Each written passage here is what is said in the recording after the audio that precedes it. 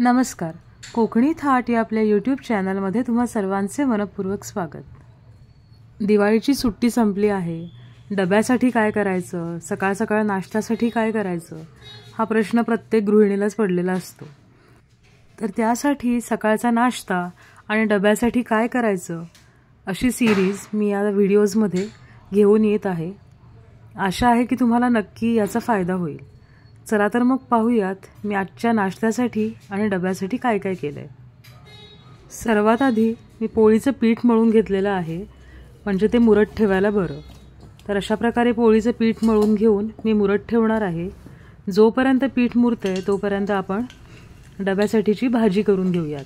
तर आज मी फरसबी बटाटा करून घेणार आहे, मिरचीवरची भाजी. तर त्यासाठी इथे कढईत तेल गरम झाल्यावर मी त्यात फोडणीला जिरं, मिरची आणि कढीपत्ता घालून घेतलेला आहे. ही फोडणी चुरचुरीत झाली की त्यामध्ये आपण एक लसूण पाकळी ठेचून घातलेली आहे.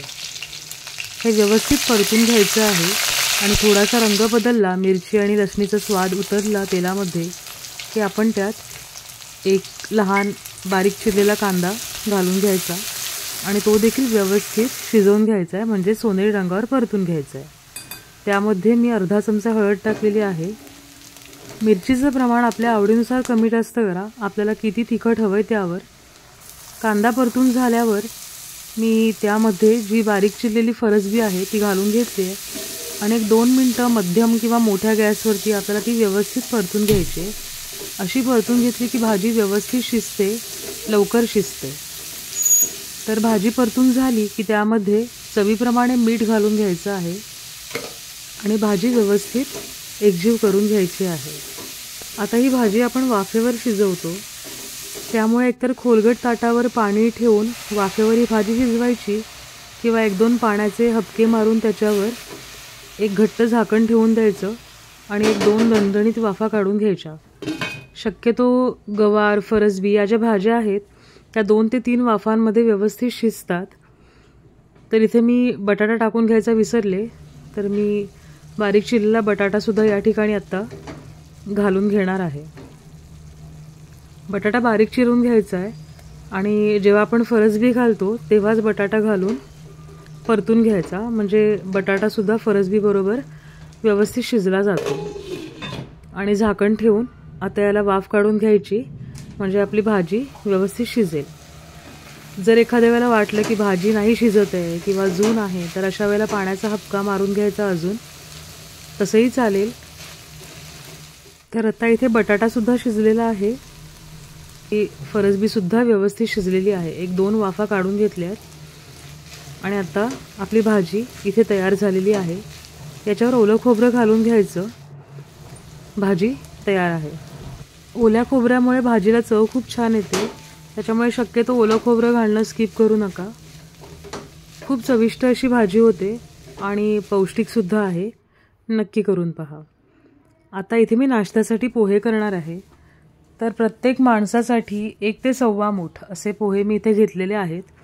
आम्ही 3 जण नाश्ता करणार आहोत, त्याच्यामुळे 3-3.25 मुठी पोहे मी इथे घेतलेले आहेत. एकदाच धुवून घेतलेत आणि आता पाणी निथळत आपण ठेवून द्यायचे आहेत. पोहे जास्त कुस्करत वगैरे धुवायचे नाही आहेत. पोह्यासाठी इथे मी कांदा, कढीपत्ता, मिरची, बटाटा आणि ओलं खोबरं अशी तयारी करून घेतली आहे. आज आपण बटाटा पोहे बनवतोय. तुम्हाला वाटलं तर तुम्ही यात हिरवे मटारसुद्धा घालू शकता. कोथिंबीरसुद्धा घेतली आहे मी इथे. एका कढईमध्ये तेल गरम होत ठेवलं आहे आणि त्याच्यामध्ये मोहरी घालून घेतली आहे अर्धा चमचा आणि थोडं जिरंसुद्धा घालते आहे. जिरं आणि मोहरी व्यवस्थित तडतडली की त्यामध्ये आपण मिरची आणि कढीपत्ता घालून घ्यायचा आहे आणि ही फोडणी चुरचुरीत बसली की त्यामध्ये आपण कांदा घालून घ्यायचा आणि कांदा इथे आपल्याला व्यवस्थित शिजवून घ्यायचा, म्हणजे सोनेरी रंगावर परतून घ्यायचा आहे. कांदा कच्चा राहिला की पोहे खाताना कचकच अशी दाताखाली लागते, म्हणून कांदा व्यवस्थित शिजवून घ्यायचा आहे. त्यामध्ये अर्धा ते पाऊण चमचा हळद टाकून घ्यायची आहे आणि बटाटे टाकून घ्यायचे आणि हे बटाटे आता आपल्याला वाफेवर शिजवून घ्यायचे आहेत. तर पोहे करताना याच्यामध्ये आपण पाणी वगैरे काही टाकायचं नाही आहे, त्याच्यामुळे बटाटा जो आहे तो वाफेवरच शिजवायचा आहे. बटाटा शिजवताना मी त्यात थोडी साखर घालून घेते. बटाट्याला याच्यामुळे चव खूप छान होते, असे कॅरामेलाइज होतात थोडेसे. या ठिकाणी आपण मीठ नाही घालत, कारण मीठ जर आत्ता घातलं तर जे बटाटे आणि कांदा आहे ते सगळं मीठ घेतात शोषून आणि मग खारटसर चव येते.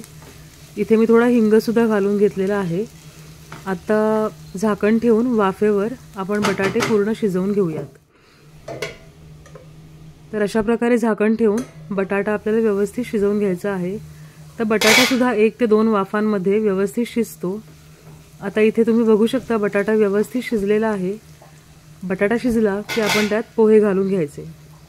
पोहेसुद्धा आपले व्यवस्थित भिजले गेलेले आहेत. आता जर पोह्यामध्ये तुम्हाला पाणी कमी वाटत असेल किंवा वाटत असेल की फार तडतडीत झालेत, तर अशा वेळेला पाण्याचा हबका मारलेला चालतो किंवा थोडंसं तेल घालून सुद्धा चालेल. इथे मी चवीप्रमाणे मीठ घालून घेतलं आहे आणि आता हे सर्व आपण एकजीव करून घ्यायचं आहे.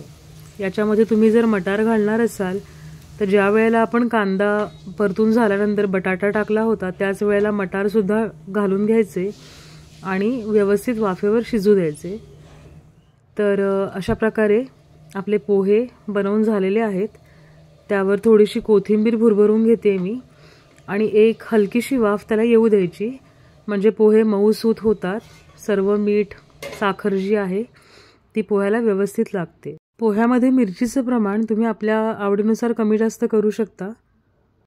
असे हे तिखट गोड पोहे चवीला फार छान लागतात, नक्की करून पहा. बाकीच्यांचा नाश्ता होईपर्यंत मी इथे पोळ्या करून घेतल्या होत्या, सॅलेड कापलं होतं आणि ताकसुद्धा करून घेतलं होतं. तर जेमतेम अर्ध्या ते पाऊण तासामध्ये हा सर्व बेत माझा करून झालेला आहे. तर तुम्हीसुद्धा रेसिपी नक्की करून पहा.